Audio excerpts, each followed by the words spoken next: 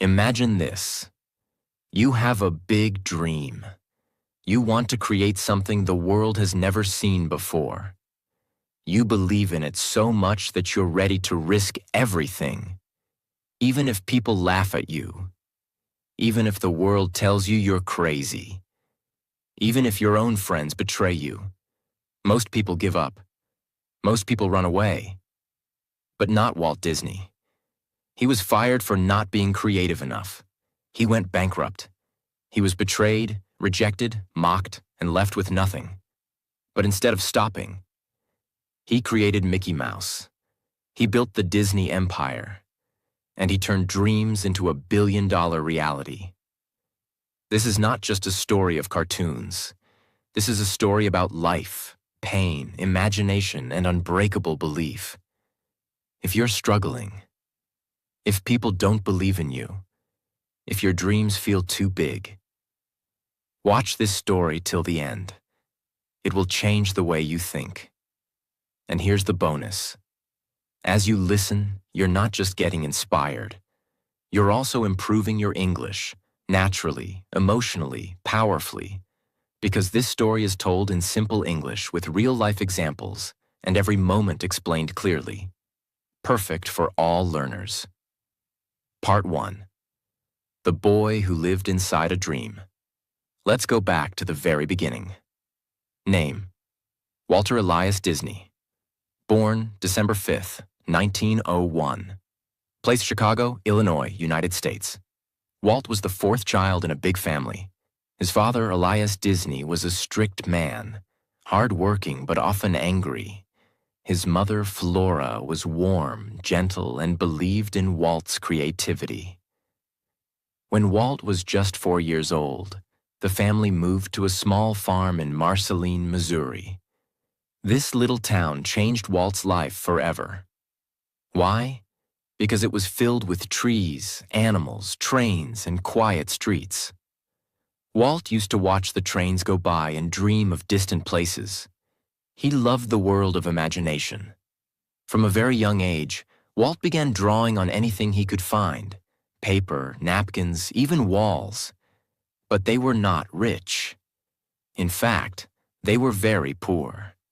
So Walt didn't have fancy pencils or notebooks. Instead, he used charcoal sticks from the stove to draw on old newspaper. That's how the world's most magical empire started, with a boy drawing on trash paper. One day, a neighbor saw Walt's drawing of a horse and offered him 5 cents to draw one for her too. That was Walt's first money as an artist. Walt hated school. Why? Because it didn't allow him to imagine. It was boring, repetitive, and strict. He would often daydream, sketching funny characters in his books. His teachers scolded him. His father said drawing was useless. But Walt didn't stop. Walt's family was very poor. His father struggled to keep jobs. Walt and his brother Roy had to work even when they were children. At age 10, Walt delivered newspapers every morning at 4 a.m., even during the freezing winters of Missouri. He didn't have warm clothes. His hands would bleed from the cold. Sometimes he fainted from exhaustion at school, but he kept drawing. That was the only thing that made him feel alive. When World War I began, Walt wanted to serve, but he was too young to join the army. So he forged his birth certificate to say he was older and joined the Red Cross Ambulance Corps. At age 16, he was driving ambulances in France, far from home. Even there, surrounded by wounded soldiers in war, Walt decorated his ambulance with cartoons. He drew funny characters on the side to make the soldiers smile. This shows you who he truly was. Even in war, he wanted to bring joy to others. After the war, Walt returned to America and said, "Now I will become an artist." He started working at a commercial art studio in Kansas City, drawing ads for newspapers. But that job didn't last long. Walt had bigger dreams. He wanted to make moving cartoons, something people had never seen. He started his first company with a friend called Laugh-O-Gram Studios. They created little fairy tale cartoons. People loved them, but Walt made a big mistake. He focused only on creativity, not on money.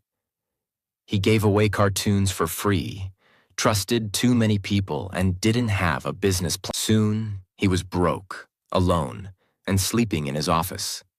He had just $40 left, no food, and no support. But instead of crying, he packed a small suitcase, borrowed $500, and took a train to Hollywood. He believed that his real story had just begun.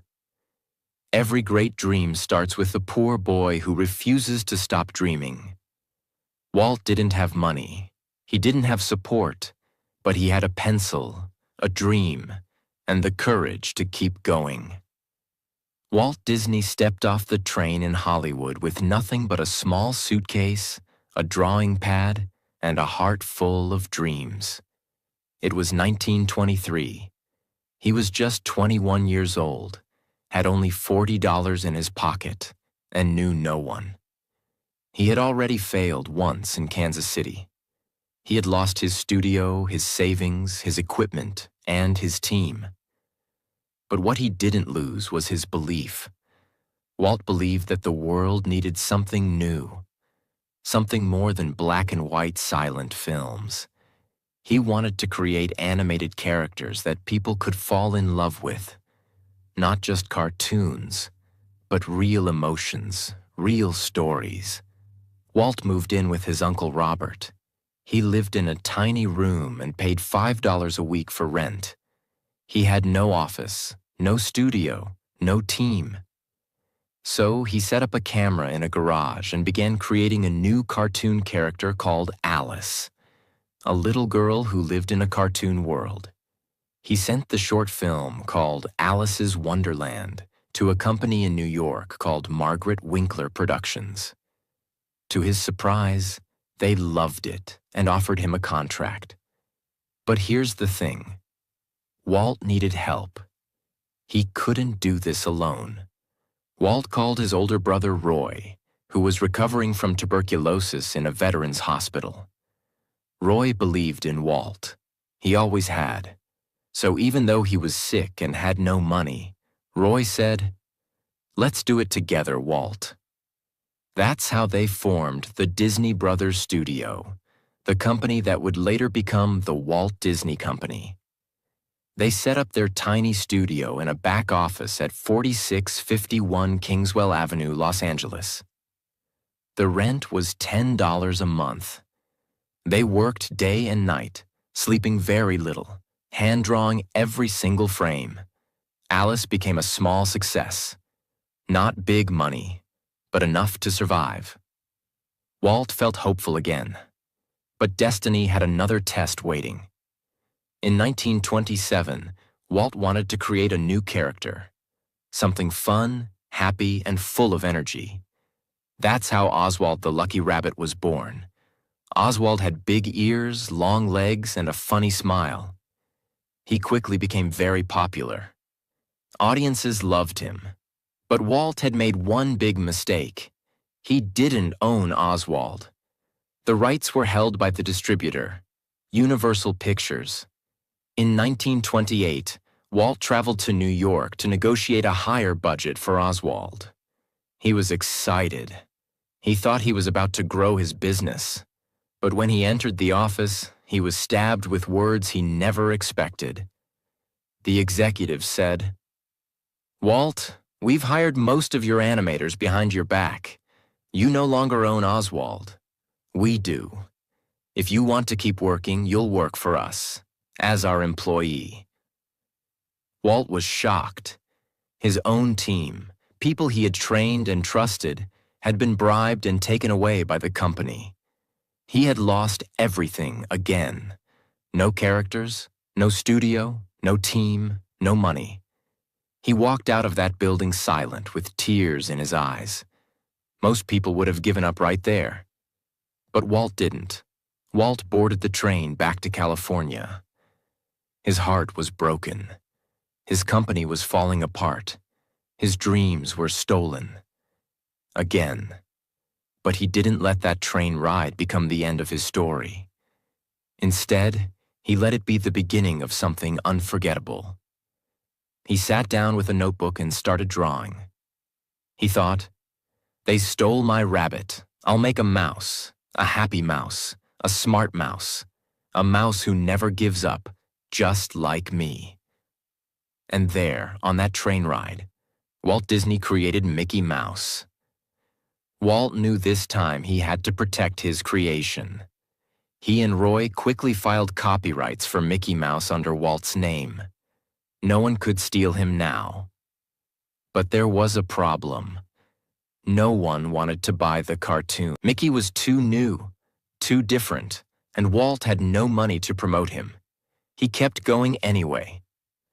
They released a short cartoon called Plain Crazy, but no one noticed. Then came The Gallopin' Gaucho. Again, very little attention. Walt was running out of time and money. So he took a risk. He added something no cartoon had ever done before: sound. In 1928, Walt released Steamboat Willie, the first ever cartoon with synchronized sound. It wasn't just sound effects. The characters spoke. They laughed, whistled, and sang. Audiences were blown away. No one had ever seen anything like it. People lined up around the block to watch this funny little mouse on a steamboat. Mickey Mouse became an instant superstar. Just like that, Walt Disney, the man who had lost everything twice, was back on top. Walt began creating more Mickey Mouse cartoons. They were distributed to theaters and shown before movies. Each short film brought in thousands of dollars. Walt and Roy finally had profit. They hired more animators, bought better equipment, and opened a proper studio on Hyperion Avenue in Los Angeles. But Walt wasn't satisfied. He didn't want to just make cartoons. He wanted to build a world, a place where imagination had no limits. When everything was taken from him, even his own creation, Walt didn't cry, complain, or quit. He went back to the drawing board and created something better. They stole his rabbit. He gave the world a mouse. And that mouse became a legend. This part of Walt's story is not just about cartoons. It's about how to fight back after betrayal, how to protect your dream, and how to create something unforgettable when you're broken. Part 2. The Mouse Who Conquered the World. And a Dream That Nearly Killed Him. After the world fell in love with Mickey Mouse through Steamboat Willie, Walt Disney was finally climbing out of darkness. The betrayal of Oswald still hurt. But now, Walt had something he truly owned. Mickey Mouse wasn't just a character. He was a symbol of survival. A little mouse with a big heart. And Walt wasn't just drawing cartoons anymore. He was quietly building an empire. With the money from Mickey Mouse cartoons, Walt and Roy bought a new office on Hyperion Avenue in Los Angeles. It was small at first, just a few rooms, a few desks, and a small team. But Walt treated it like the beginning of a kingdom. He hired more animators. He pushed them to be better, to do things no one had ever done. He wasn't focused on short-term success. He was obsessed with what could be possible. And that's when he started dreaming of something much bigger. Walt didn't stop at Mickey. He gave Mickey a girlfriend, Minnie Mouse, and she quickly became loved by fans all around the world. Then came more characters. Goofy, the silly dog who was always clumsy. Pluto, Mickey's loyal pet. Donald Duck, the angry, funny duck with a loud voice. Each one became iconic. But here's something most people don't know. Walt Disney voiced Mickey Mouse himself in the early years. Yes, that cheerful, squeaky voice, that was Walt's own voice. He wasn't just the creator. He was Mickey. As Mickey's popularity exploded, Walt and Roy began licensing the character. They started with small things: pencils, lunchboxes, notebooks, and watches. Then came Mickey Mouse dolls, books, posters, even clocks and toys. Soon, Mickey Mouse merchandise was earning over $1 million a year, which was a massive amount of money in the 1930s. That's over $20 million today. But Walt didn't care much about the money. He didn't buy big houses or expensive clothes. He reinvested almost everything back into the studio. Why? Because Walt had a new dream. A dream that everyone thought was impossible. In the early 1930s, Walt began talking about making the first full-length animated feature film. No one had ever done it before. Movies at that time were live action, real people, real sets. Cartoons were just short, funny clips, usually 5 to 7 minutes long. When Walt told people he wanted to make a 90-minute animated movie, people in Hollywood laughed. They called it Disney's Folly. Even Roy and his wife Lillian Disney were worried. Why? Because it was going to cost more than $250,000. And that was just the early estimate. For comparison, most animated shorts cost under $20,000. But Walt didn't care. He said, "This is going to change the world. People will sit down and cry over a cartoon." No one believed him, but he moved forward anyway. Walt chose Snow White and the Seven Dwarfs as the story for his film. It was a classic fairy tale, with love, danger, magic, sadness, and hope. But turning it into a cartoon wasn't easy. Walt pushed his team to go beyond anything they'd done before. New techniques in animation: depth, shadows, motion. Detailed character expressions, full orchestral music score, hand-painted backgrounds, over 2 million individual drawings. The budget quickly grew from $250,000 to $1.5 million. Walt had to mortgage his house and borrow money from banks. The stress nearly broke him. He lost weight. He couldn't sleep. He started having nervous breakdowns. People around him were terrified. If Snow White failed, the entire studio would shut down. Everyone would lose their jobs. Walt would lose everything. But he didn't slow down. He said, "This is not a cartoon. This is a story about the human heart." The premiere of Snow White and the Seven Dwarfs took place at the Carthay Circle Theater in Los Angeles. The audience was full of celebrities, critics, filmmakers, all curious, some still mocking the idea. But as the movie played, the theater went silent. People started crying during the sad scenes.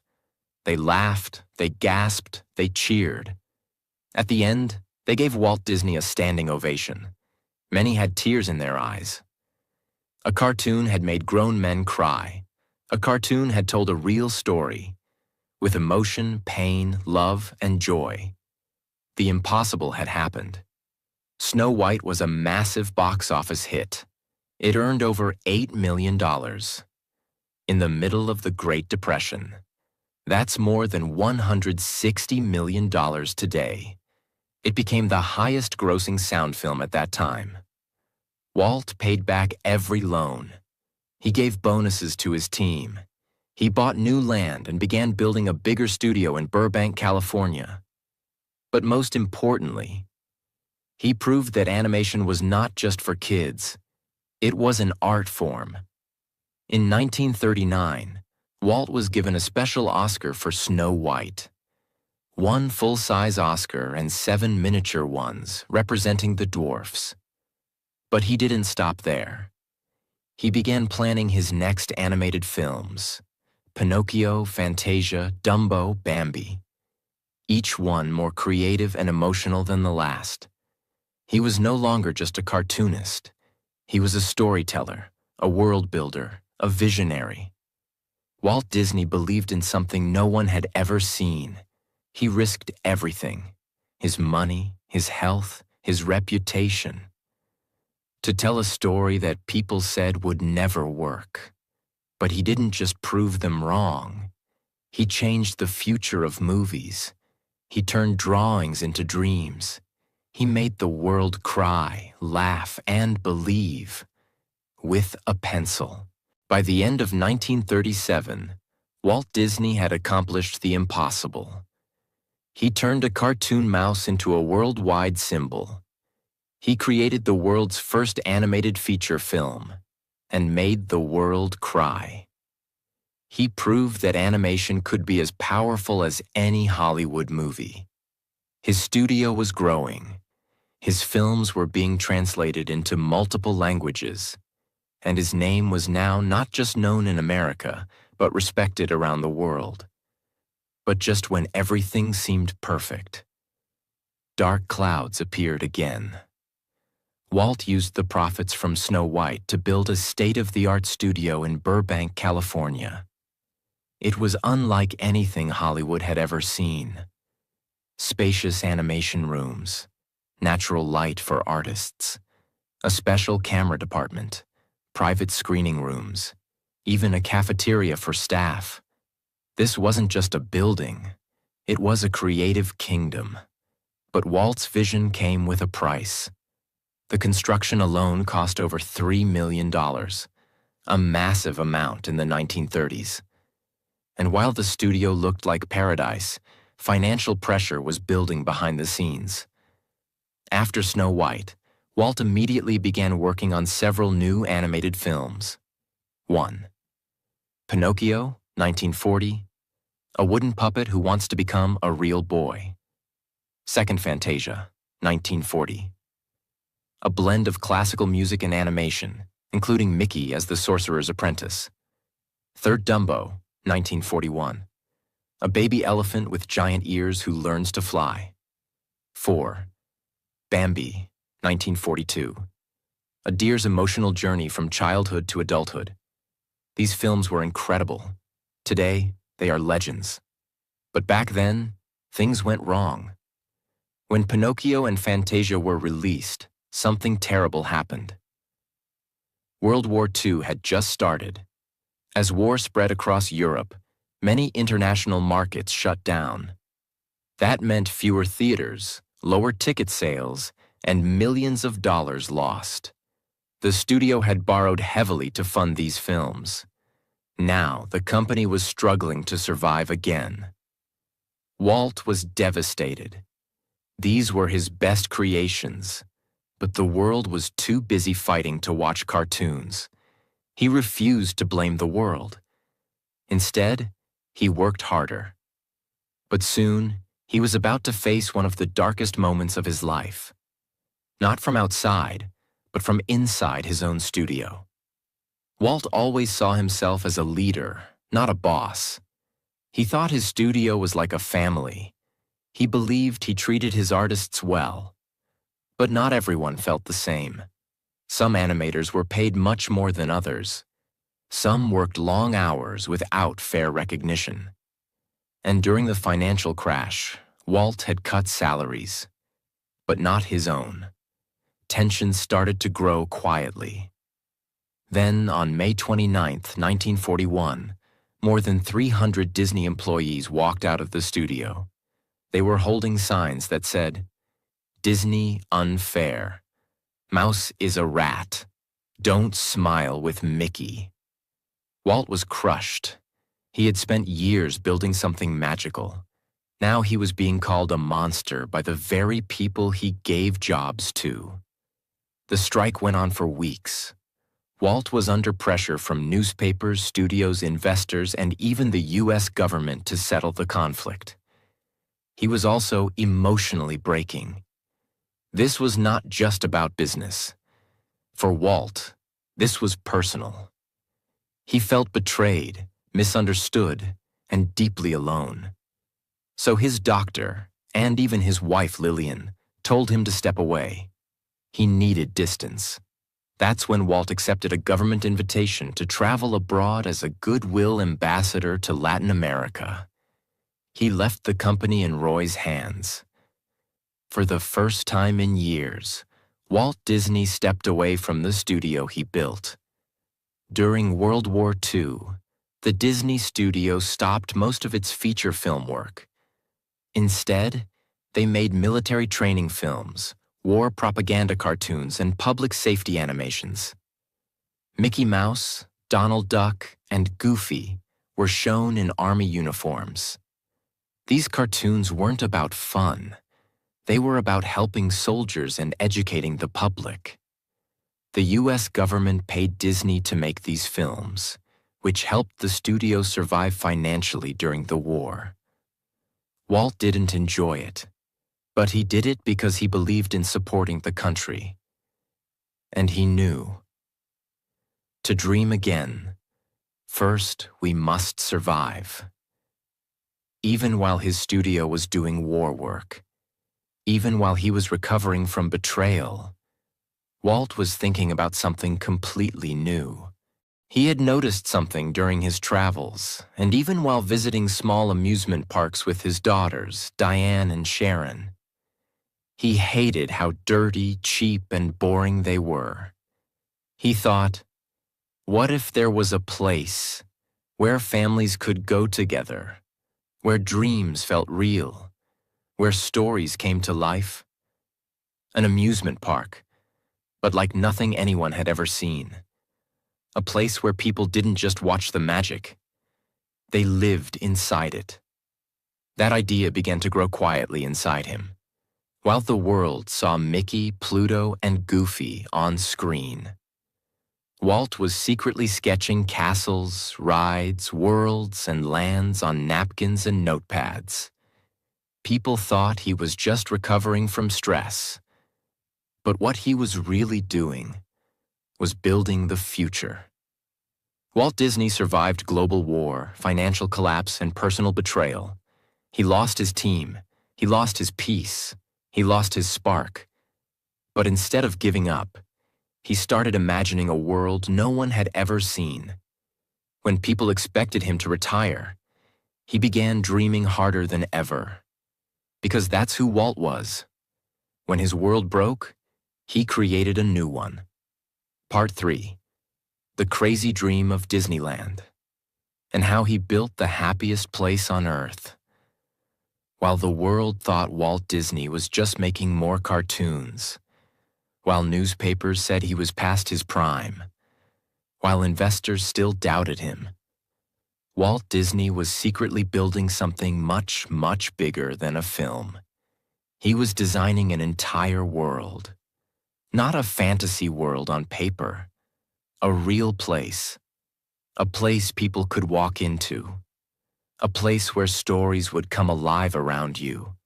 A place that would make children smile, adults dream again, and the impossible feel real.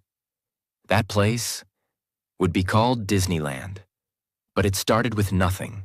No land, no support, no money, just an idea. And a man who refused to let it go. It all began with a simple moment.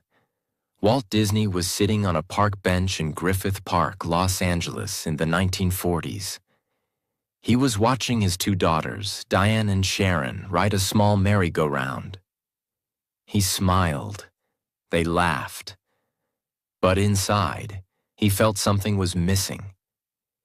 I sat there, Walt later said, eating peanuts, watching my kids have fun, and I thought, there should be a place where parents and children can enjoy together. Most amusement parks at the time were dirty, unsafe, and meant only for kids. Walt didn't like the noise, the mess, or the cheap rides. That's when a wild, beautiful thought entered his mind. What if I build my own park? A clean place, a beautiful place, a place where imagination walks beside you. That moment was the birth of Disneyland, Back at his studio, Walt began drawing. Castles, main streets, mountains, lands, boats, trains. A giant sleeping beauty castle in the center. He called it Mickey Mouse Park at first. He worked late at night after finishing animation meetings.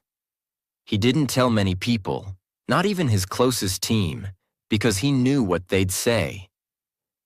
"Walt, this is too big. This is too crazy. This will never work." But Walt didn't care. He once said, "If you can dream it, you can do it." Now, he was going to prove it again. Walt needed money, a lot of it. Building an amusement park wasn't like making a movie. This wasn't paper and pencils. This was land, cement, steel, rides, water systems, electricity, parking, and thousands of employees.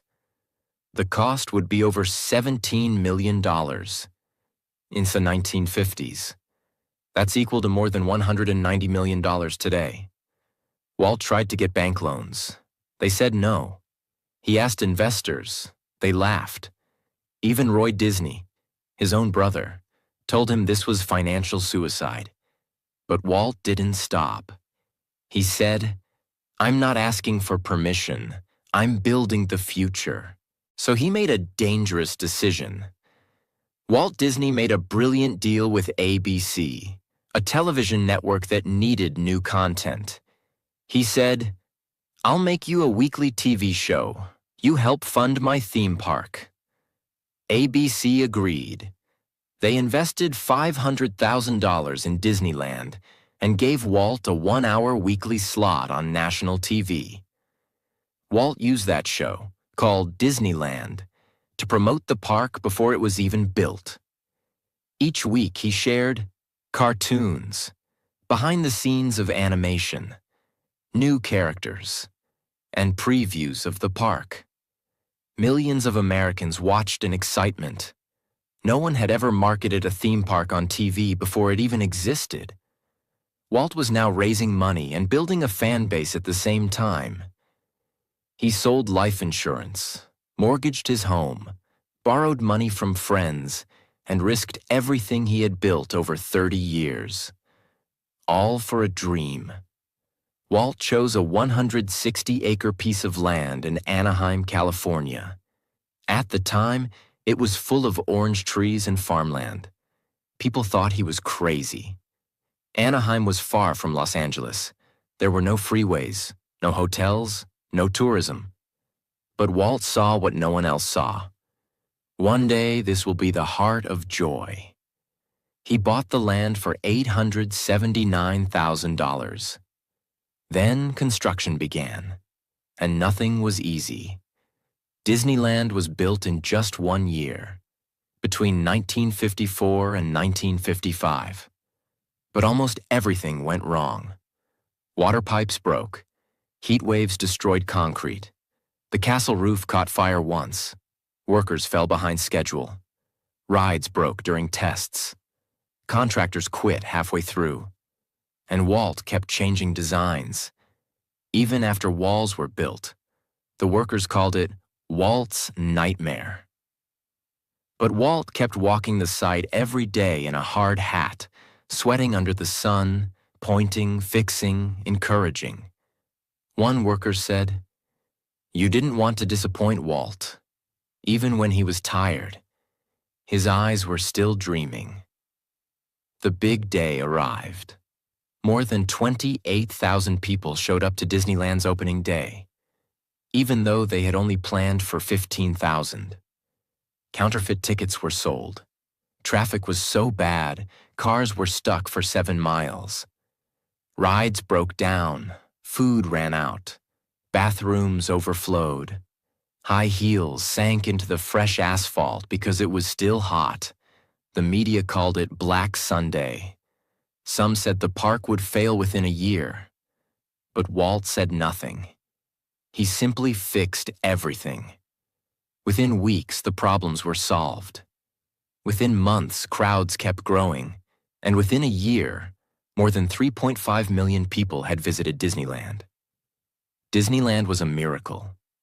It had themed lands like Main Street, USA, a vision of Walt's childhood town. Adventureland, with jungle cruises and wild stories. Fantasyland, home of Peter Pan, Snow White, and Sleeping Beauty. Tomorrowland, a future of rockets, science, and space. Frontierland, cowboys, trains, and the Wild West. Every corner had music, detail, color, smells, characters, and magic. It was not just a park. It was a living dream. Walt said, Disneyland will never be completed. It will continue to grow, as long as there is imagination left in the world. Walt Disney built a world, while everyone said he was crazy. He risked his company, his house, his savings, and his health. But in the middle of dirt and chaos, he saw a castle. And where others saw oranges, he planted imagination. Disneyland wasn't built with money, it was built with belief. Part 4. The Final Dream, and how Walt Disney built a world that never dies. Disneyland was a living dream, but Walt Disney was not done. In fact, just months after Disneyland opened, he had already started dreaming again. He had created movies. He had changed animation. He had built the first magical kingdom. But now, he wanted to create an entire city, a city of the future, clean, safe, organized, full of technology, parks, public transport, and opportunity. He called it EPCOT, the Experimental Prototype Community of Tomorrow. And he was ready to build it. Walt didn't want to just entertain people anymore. He wanted to improve the way they live. He looked at the problems of American cities in the 1960s. Traffic, pollution, crime, overcrowding. And he thought, we can do better. He imagined people living in beautiful homes, safe and fast transportation with monorails and people movers, a central dome city filled with community, innovation, and education. No cars in neighborhoods, only walking paths and trains. A place where technology and humanity grow together. Walt said, Epcot will always be in a state of becoming. It will never be completed, but it will always show the world what can be. He bought 27,000 acres of land in Florida. Yes, 27,000, which is twice the size of Manhattan. But very few people knew what he was doing. He bought the land in secret, using fake company names to keep the price low. When news broke, people were shocked. Walt Disney is building something in Florida. But what exactly? Walt was working day and night. He was holding secret planning meetings. He was sketching maps, models, and city plans. He was recording videos of himself explaining the vision of Epcot. Even at age 64, Walt was still more creative than anyone alive. But something was silently happening inside his body. Something dangerous. Something final. Walt Disney had been a heavy smoker for most of his life. Even during studio meetings, he would hold a cigarette in one hand and a pencil in the other. In November 1966, he went to the hospital for a minor neck injury. Doctors took an X-ray and found a dark spot on his left lung. It was lung cancer, and it was already spreading.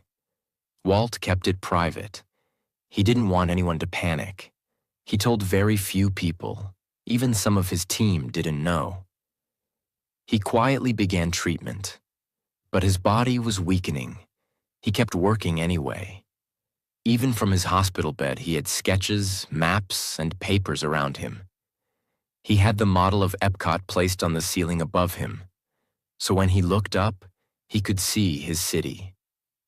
Roy Disney later said, even in his last days, Walt wasn't thinking about death. He was thinking about what the world could become. Walt Disney died on the morning of December 15, 1966, just 10 days after his 65th birthday. The man who changed childhood, cinema, storytelling, and imagination, closed his eyes quietly in a hospital room in Los Angeles. No big ceremony, no speeches, no cameras, just silence. The newspapers announced his death with shock.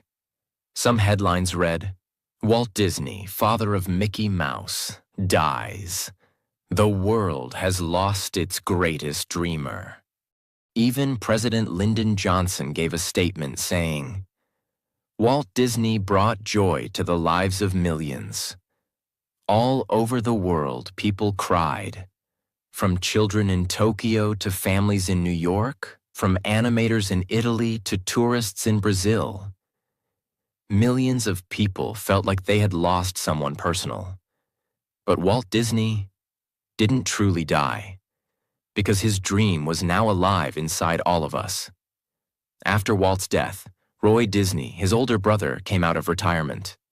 He had one final mission: finish what Walt started. Roy led the building of Walt's project in Florida. Not just a theme park, but a world. On October 1st, 1971, the gates of Walt Disney World opened. It was 5 times bigger than Disneyland, a full resort, a castle twice the size, lakes, hotels, trains, golf courses, transportation systems. Roy made one powerful decision. He renamed it Walt Disney World, not just Disney World, because he wanted the world to remember who dreamed it first. Then, just 2 months later, Roy Disney passed away too. The 2 brothers who built an empire from pencils and paper were now gone. But they left something behind, something unstoppable. Today, the Walt Disney Company is worth over $180 billion. Owns Pixar, Marvel, Star Wars, National Geographic, Hulu, and more. Operates 12 theme parks across 6 countries. Has created over 750 films and shows. Employs more than 200,000 people worldwide. But more than the money, the numbers, or the business, Walt Disney left behind something far greater. He left behind a feeling, a belief that imagination matters, dreams are possible, a pencil can become a castle, a mouse can change the world. Walt Disney was not rich, he was not perfect, he was not lucky. He was just a man who refused to stop dreaming. He was fired, rejected, stolen from, broke, depressed, betrayed, sick. But still, he believed. When the world laughed, he imagined. When the money ended, he borrowed. When his body failed, he kept drawing. And when death came, he left behind an empire of dreams. If you're listening to this right now, here's what you must remember. You don't need to be born lucky. You don't need to have everything figured out. You just need one thing: a dream that is bigger than your fear. And if Walt Disney could build all this, with broken pencils, empty pockets, and a heart full of belief, then what's stopping you? If you listen to this story from part 1 to part 4, congratulations. You just learned hundreds of powerful English sentences naturally. That's how you improve. By listening to real stories, told with emotion, and learning with your heart, not just your brain. If this story moved you, if you felt something inside, if it gave you courage, hope, or imagination, then please like, share, and subscribe. Not for me, not for the channel, but because someone out there needs this story today, just like you did. Let them hear it. Let the dream continue. Because in the words of Walt Disney himself, it's kind of fun to do the impossible.